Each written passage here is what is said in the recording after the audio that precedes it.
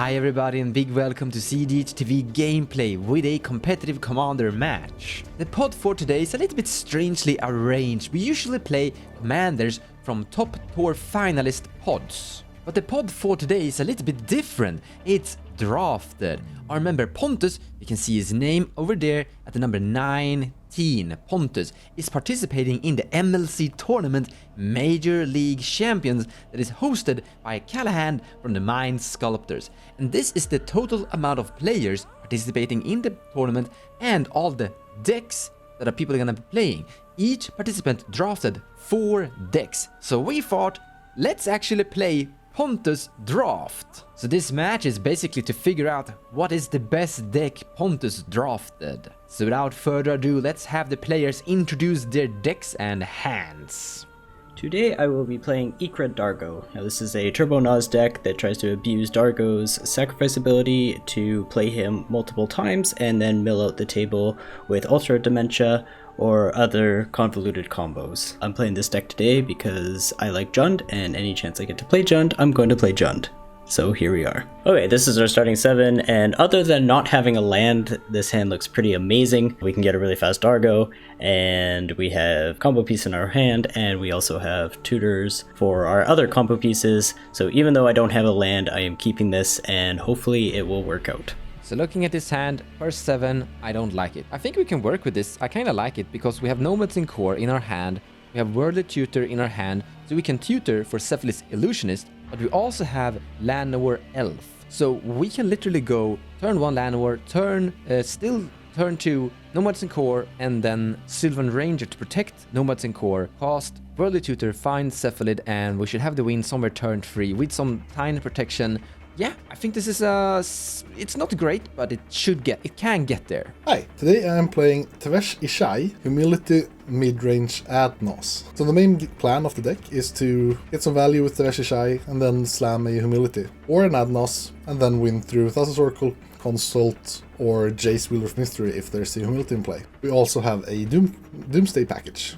My starting hand is interesting, but it doesn't have 2 lands. If it had 2 lands, I would consider it. Second hand is a turn 3 Humility, but nothing else really. I don't have a creature to sack Diabolic Intent. I will hold up swords, I guess, but yeah. My other 2 decks in the MLC are 2 Dargo lists, and those are really aggressive, so I don't think I can keep this hand. Yeah, I'll keep this hand. This is a turn 2 Ishai, which is pretty good. I can also have the Dothy Voidwalker up probably on turn 3. I think I'll prioritize Ishai over Dothy. Dothy is really good against both of the Dargo lists and the TNT lists. But I think I'll rush out to Ishai instead here. Hey guys, playing Tymna Dargo. I don't know how this deck works. Yeah, it's a farm deck, I think. Looking to get turn 2 Tymna into turn 3 Hireling into hopefully appear into the Abyss at some point. I don't know. I'm not sure how to play these decks. Alright, let's start the game. I'll draw a card. Wonderful. This made this hand go from good to great. We'll play a Undergrowth Stadium. We'll tap it for a Wild Cantor. We'll play a Jeweled Lotus. We will play a Mox Opal. We will crack Jeweled Lotus for 3 red. We will sacrifice Wild Cantor for a red, and we will cast our Dargo. With that, I will pass the turn. What a start. I'm gonna go to my turn and I'm gonna draw a card. I'm gonna shock into play this Breeding Pool. I'm gonna tap to cast a Llanowar Elf and pass the turn. Go for turn. So I kept the Mindbreak Trap because both Dargo decks plays a lot of spells, and having a free counterspell for them, those explosive decks are really good. I was hoping to draw something I can exile. The Paladin class is really interesting because I really want to test it though. But sadly, I don't think I can actually play it here. I think I have to be responsible and keep my Mindbreak Trap in hand. Turn 1 Dargo can be pretty scary. It can be the turn 2 payoff, which is really great. So sadly, I have to exile the Paladin class, which is a card I'm pretty excited to try actually. Land for turn will be a Marsh Flats. I will crack it, finding an Underground Sea. Then I will cast a Chromox, exiling Paladin class. I'll tap those 2 for a Talisman of Progress and pass the turn. Moving to my turn, drawing a card. I will play Wooded Foothills, Wooded Footsies. Then I will like to play a Chromox. I'll imprint Fire Covenant, and then I will do so much as to just pass my turn. There you go into my turn. Let's see if we die here. Let's play this here Mana Confluence. and we will tap 2 to cast a Demonic Tutor. I will search for a mystery card. Alright, so big surprise, we got cEDH Staple, Dockside into our hand. This card's actually nuts because not only does it make us treasures, but every treasure we sack counts for 3 to Dargo, and then with this Technomancer, we can do a lot of shenanigans, and I think we can win next turn. Alright, so I got my mystery card in my hand, and now I'll move to combat, and I will attack Hannes for 7. I will take 7 damage. Okay, and with that, I'll pass the turn. I will untap and draw a card. I'm gonna play a Tundra. So I'm in a very interesting position. So I can put Nomads and Core into play, which is kind of good. I mean, that's gonna help me win faster on my turn. But if I put Nomads and Core into play, it's gonna telegraph my win a little bit too much. I kind of want to put Sylvan's Safekeeper into play, but I also want to put Thrasios into play. If I put Thrasios into play, I can use Boseiju, who endures. However, if I put Sylvan's Safekeeper into play, I can still use Boseiju, who endures. So I think the best play here is to play Sylvan's Safekeeper, hold up the mana for a Worldly Tutor, not reveal that I'm on Nomads and Core, so I save the mana for Boseiju, who endures as well. I'm gonna tap this land or elf for a Sylvan's Safekeeper, and then I'm passing the turn. Take my turn. Land for turn will be a Spire of Industry. So drawing Wishclaw makes me more likely to play Dathi. Sadly though, I don't actually have 3 black mana, so I can't actually play both. So playing Dathi I need to leave mana up. It's not the worst thing to happen like ever, but given Jordan's board states, given that he used tutored, I think it's kind of important to play Dathi here. I might be a bit too preemptive, but I think it's worth it even then. So sadly I cannot play two cards this turn and tap out, which I would really like to. But I think playing Dathi here is really important. So that's what I'll do. I'll tap 2, taking damage, cast a Dathi Voidwalker, and then I'll pass the turn. Well, that's not good. So that destroys my plan completely, because my combo is to use Severely Illusionist and Nomads and Core to mill out my entire self. I can't do that with Dathi Voidwalker in play. We're gonna have to go into a Thrasios plan and try to dig for value instead. Ends up, I'm going to fetch. I shall grab tap Godless Shrine. I'll play a land. I will tap. Let's see, how can I do this? I guess yeah, I'll tap my Chromox for a Soul Ring, and then I will crack my Bloodstained Mire, taking another point of damage. A Battleland. I'm gonna play Tymna, and then I will do so much as to pass my turn. Alrighty, go to my turn. We'll play this Marsh Flats, and we will crack it. We get this Badlands here. We're gonna tap it, and Underground Sea to cast a Dockside Extortionist. Underground Sea, Undergrowth Stadium. And I will make 4 treasures. I am not feeding any Docksides. And now we are on the Kill Pontus plan, so moving to combat. I like this plan. I approve this plan. I'm going to attack Pontus for 7. No blocks. Take 7. I'm going to tap Mox Opal, Mana Confluence, taking a damage, and sacrifice a treasure to cast a Cloudstone Curio. And with that, I will pass the turn. Untap and drawing a card. Gonna play a Command Tower. I wanna join in on this smashing Pontus. That looked fun. I'm gonna cast Tymna, and Pontus. This tiny 1/1 elf is coming your way. Combat, smash, power, smash. I don't like this plan. Take 1. Tymna will draw a card, and I will lose a life. And then I pass the turn. Goes on my turn. Paying 1 to cast a Soul Ring. So normally, I would love to slam Tevesh here, but Dargo is a really hard commander to protect Tevesh through. He will just insta-die even if I double block him with my Thralls. Or well, he will be at 1, but that's not that great either.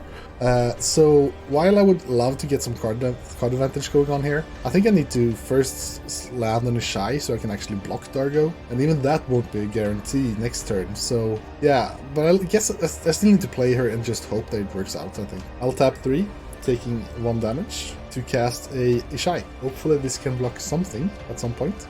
And with that, I'll pass the turn. Cool. I'll draw a card on my turn. I'll move to combat. Once, I'd like to hit you for 2. I'll tell you, as the resident other Tymna player, this is never a trade you do in your life. I mean, you draw a card, I draw a card. Do I care? Do both draw? I mean, you could cost blockers too here soon. I am going to... Nah, I'm gonna take it. I accept this. Yes. Hey, get it. Post combat, I gain 2, pay 1 for draft card. Cool. Play a land. Tap Godless Shrine, calling the weak, sacrificing Tymna. Peer into the Abyss, targeting myself. I have no response to this. Sadly, this is Anis's 2nd spell and not his 3rd spell. I would have been able to counter it if it was his 3rd, but sadly it just casts calling the weak into it. So hopefully I can get him during his Adnos turn. That's actually pretty helpful because of Ishai will get huge and I will have a really stacked Dothy. Whoa, Dothy is so crazy here. I didn't even notice or realize. Yeah, this turn will be a hellscape for Anis to win through. So let's see how he does. I'll pass on Pita. I have now resolved my appear into the abyss. I don't know how my deck wins, but I shall draw 40... Yeah, I'll draw 43 cards. I will start it off by exiling a Simian Spirit Guide. So I have 1 red floating. Fetch, paying a life in this order. Yeah, I'm gonna tap 3. I'm gonna play Bergie. God of storytelling. I have a response to Bergie. Go ahead. Exile Bergie. With what? Mindbreak Trap. Mindbreak Trap. Mindbreak Trap. Wow, Mindbreak Trap. Exiling Bergie as well. No. Yeah, Bergie is exiled. I'll play a Mopal. I'll play a Mox Diamond. I'll pitch a Sacred Foundry. I will tap for a red, and I would like to play Dargo. Okay, I'll sacrifice Mopal, Soul Ring. Yeah, I'll play Dargo. I'll tap this. And I'll play Burnt Offering, sacrificing Dargo. 3 red and 4 black, yes. And then for 1 red, I will cast a Gamble. And then I will shuffle around my hand a whole hicka bunch. And then I'll discard a card randomly. It's a Dragon's Rage Channeler. Use 2 red, and I'll play the Donkey Boy. I'll sack my treasures in response. Yeah, I have 4 treasures. Well, more than that. He gets 5, doesn't he? Yeah, I think it was 5 because I counted 5. Yeah, crack for a red. I'll play Dargo. I think I've sacrificed enough at this point. Use another black. Play sacrificing Dargo. Get 7 black. Going up to 10 black. Go down 4. Play Dargo first, sorry, and then I will play Monster. And then I'll get 7 treasures. And then what I will do is I will play. So if I use 4 black, playing Cloudstone Curio, can't I just? I will sacrifice a treasure. I'll play Dargo. I have a response. Yep. To when Dargo is still on the stack and Cloudstone Curio is in play. I was so close at actually using this card against Jordan's Cloudstone Curio. But Seiju, who endures on your Cloudstone Curio there, Anis? Yes, I will use 2 black, crack a treasure. I'll deflecting swap that onto Pontus's Soul Ring. Rude. You got it. I have no tricks versus that. I tried, guys. Cool. Dargo comes in, ETB, I'll sack Ruthless Technomancer into my hand. Use 4 treasures, I'll play Ruthless Technomancer, and then I'll sacrifice Dargo. So, and then this way I'll keep making 7 treasures, because I'll just keep doing that loop.